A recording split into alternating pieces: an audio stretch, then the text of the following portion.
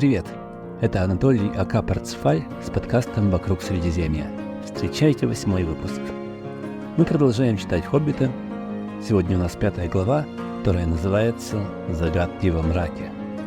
В этом эпизоде мы поучаствуем в конкурсе загадок, подумаем, как они характеризуют каждого из участников, и постараемся понять, почему Бильбо пожалел, вы, наверное, знаете кого.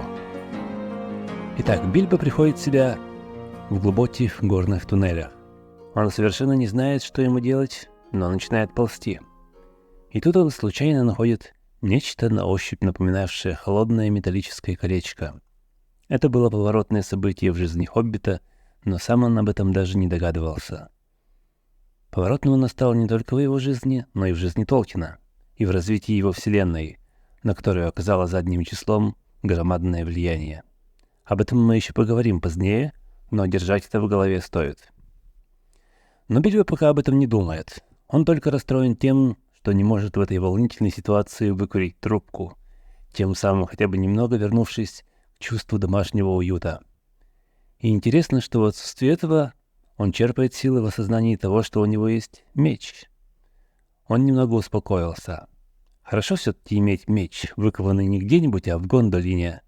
И не для чего-нибудь, а для знаменитых войн с гоблинами, о которых сложено столько песен.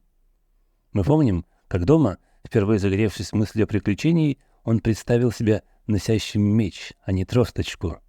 Одна воодушевляющая деталь из того, как он представлял себе приключение, воплотилась в реальность, и это сразу же придает ему уверенности. Ноги Бильбо приводят его к маленькому подземному озерцу, где живет старый Голлум. Интересно, что в первом издании Толкин не дал никаких деталей о том, как тот выглядел. Поэтому во многих иностранных изданиях иллюстраторы, в том числе и знаменитый Туве Янсен, автор книги о мумитроллях, изобразили того как громадное чудовище. И только после того, как Толкин увидел эти рисунки, он осознал свою недоработку. И добавил во второе издание слова о том, что Голлум был маленький и скользкий, как рыба. Маленький, но, конечно, опасный. И счастье Бильбо, что у него был меч, что, возможно, спасло его от мгновенной смерти. Когда Толкин только писал «Хоббита», он еще не знал об этом существе никаких деталей. Он так и писал: «Не знаю, кто он такой и откуда взялся, просто Голлум».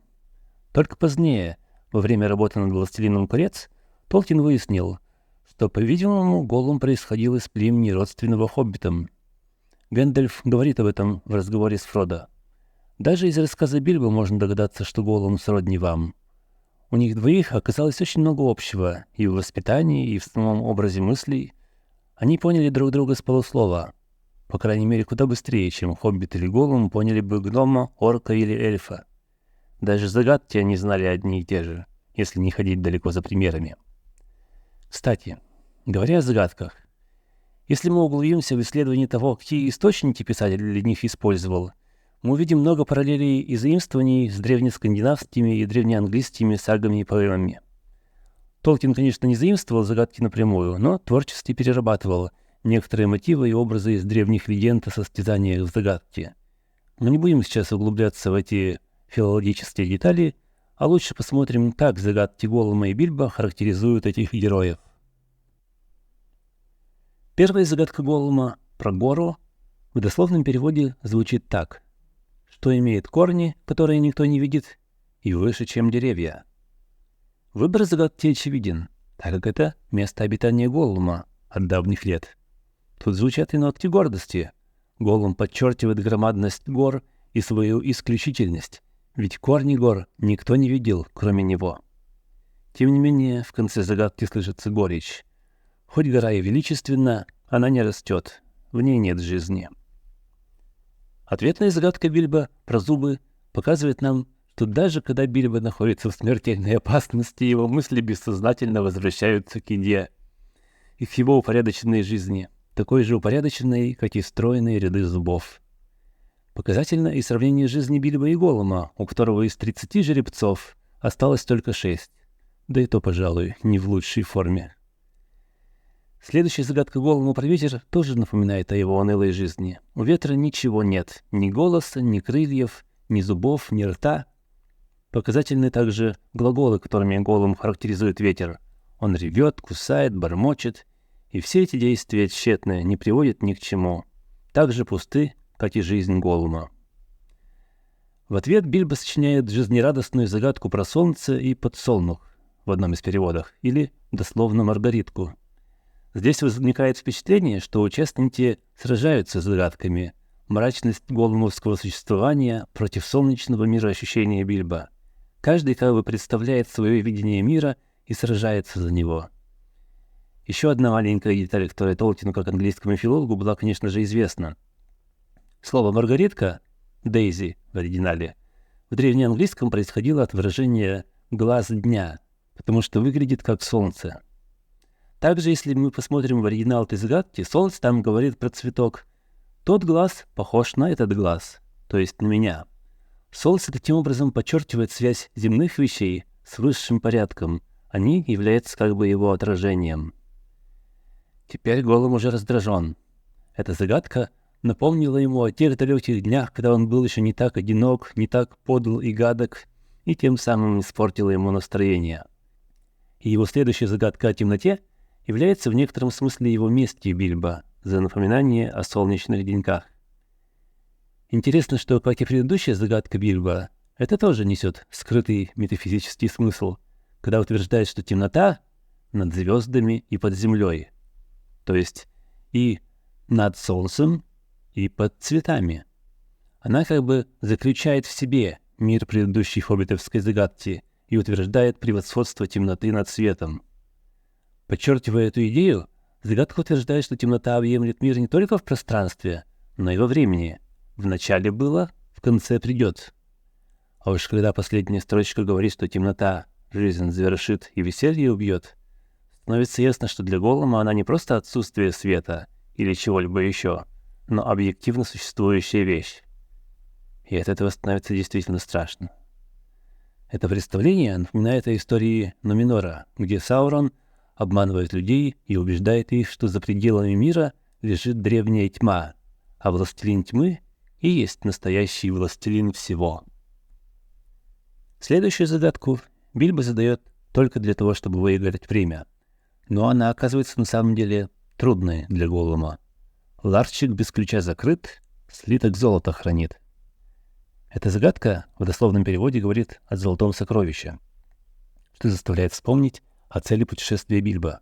Только здесь сокровище заключается не в золоте и драгоценностях, а в даре жизни, в которую превратится желток из яйца. И это сокровище нельзя добыть насильно. Разбив яйцо, жизнь угаснет, и сокровище будет утрачено.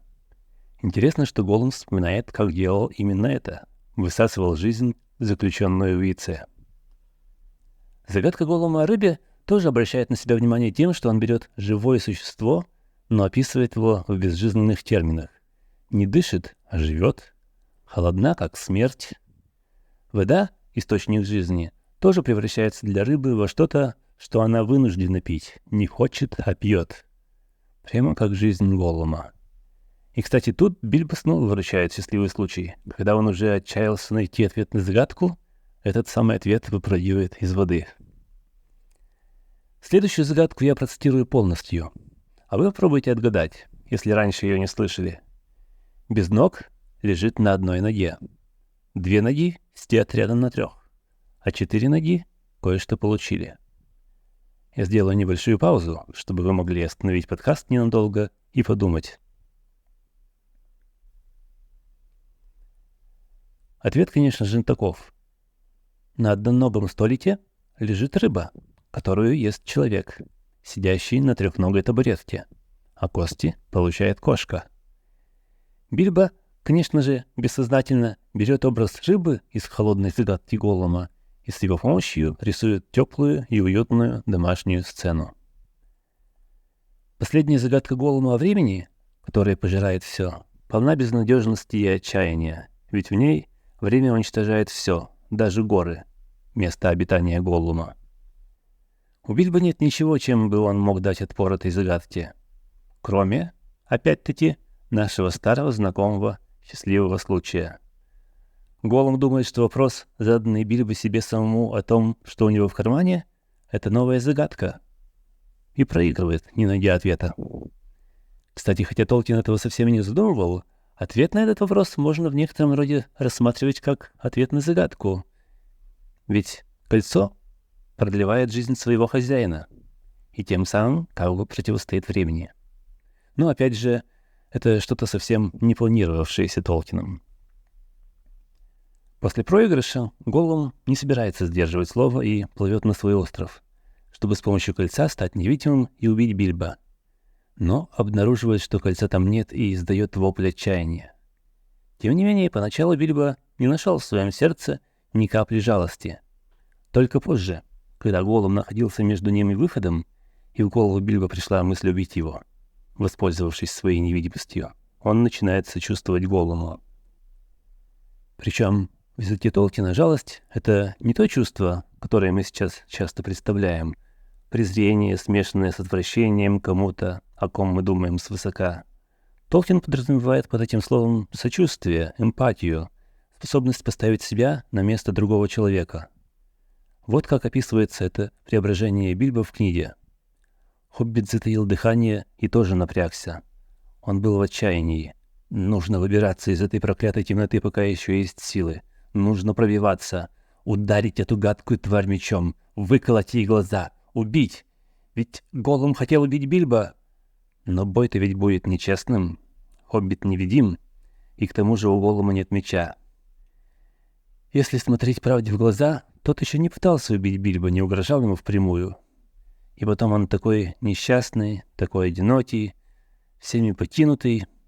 Хоббит ощутил прилив сочувствия и жалости, смешанной со страхом. На мгновение ему представилась однообразная череда беспросветных дней, ожидавших Голлума. Никакой надежды на лучшее будущее, только жесткие камни, холодная рыба, скитание в подземельях до бесконечное бормотание. Бильбо содрогнулся. Когда Толкин писал «Хоббита», он не предвидел, что жалость Бильбо в буквальном смысле спасет Средиземье. Мы тоже часто не можем предвидеть долговременные последствия наших поступков. Но когда Гэндальф уже во «Властелине колец» говорит Фродо об этом эпизоде, он не приводит прагматичные доводы. Голлума нужно было пожалеть для того, чтобы... Он апеллирует к моральным доводам. Заслуживает смерти? Еще бы. Но смерти заслуживают многие. И тем не менее живут. Многие, наоборот, заслуживают жизни и умирают. Ты можешь их воскресить? Нет? Тогда не торопись выносить смертный приговор именем справедливости, когда на самом деле ратуешь только за собственную безопасность. У меня почти нет надежды, что Голлум при жизни излечится, но исключить этого вовсе тоже нельзя. Интересно отметить, что в первом издании «Хоббита» эта глава выглядела несколько иначе. Бильбо побеждал в игре, но Голлум сразу предложил свое сокровище в случае проигрыша. Однако кольцо уже было у Бильбо, и, конечно же, Голлум никак не мог сдержать своего обещания. Уж и не знаю, сколько раз Голлум попросил прощения. Мы читаем в первом издании. Он без конца повторял: «Прости нас, мы не хотели его обмануть. Мы хотели отдать то, что с нас причитается. Правда, правда. Мы хотели отдать ему наш единственный нерожденный подарочек. И отдали бы, если бы он не потерялся». Поэтому взамен Бильбо просит Голлума вывести его наружу. Таким образом, в первом издании Бильбо получал кольцо относительно честным путем. В итоге Голлум и Бильбо расстались, так скажем, друзьями. Эта версия была настолько психологически неправдоподобна, что впоследствии она пригодилась Толкину при написании «Властелина колец». Он представил ее как искаженную, рассказанную Бильбо под влиянием кольца, из желания скрыть правду. Ведь на самом деле Хоббит не имел никаких особенных прав на владение кольцом. Последнее в этой главе испытание выпадает Бильбо, когда он, спасаясь от гоблинов, застревает в двери из-за своих медных пуговиц, которые не дают ему выбраться. Наверняка в любой другой ситуации он бы не смог расстаться с ними, с частью его уютного мирка. Но в данный момент, когда он протискивается от тьмы к свету, и они становятся последним препятствием к его спасению, он рванулся, что было сил, и пуговицы брызнули в разные стороны. Свобода! В разодранной куртке и рваном жилете он понесся вниз по ступеням, а сбитые с толку гоблины кинулись собирать его красивые медные пуговицы.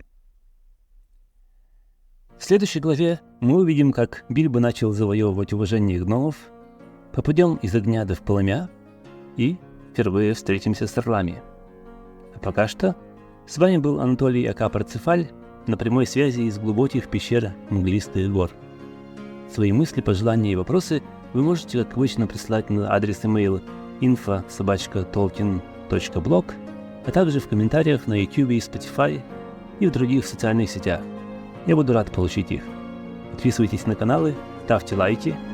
Это займет всего лишь пару секунд, но будет важно для того, чтобы больше людей узнали об этом подкасте. Ваня Сулия. Попутного ветра.